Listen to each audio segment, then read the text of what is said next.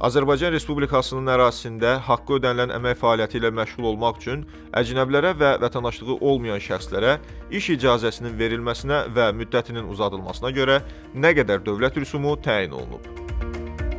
Əcnəbilərə və vətəndaşlığı olmayan şəxslərə ölkədə haqqı ödənilən əmək fəaliyyəti ilə məşğul olmaq üçün iş icazəsi 20 iş gün ərzində verildikdə və ya müddət uzadıldıqda 3 ayədək 350 manat, 6 ayədək 600 manat, 1 ilədək 1000 manat, 15 iş gün ərzində verildikdə və ya müddət uzadıldıqda 3 ayədək 500 manat, 6 ayədək 700 manat, 1 ilədək 1200 manat, 10 iş günü ərzində verildikdə və ya müddət uzadıldıqda isə 3 ayədək 700 manat, 6 ayədək 900 manat, 1 ilədək 1400 manat məbləğində dövlət rüsumu nəzərdə tutulmuşdur.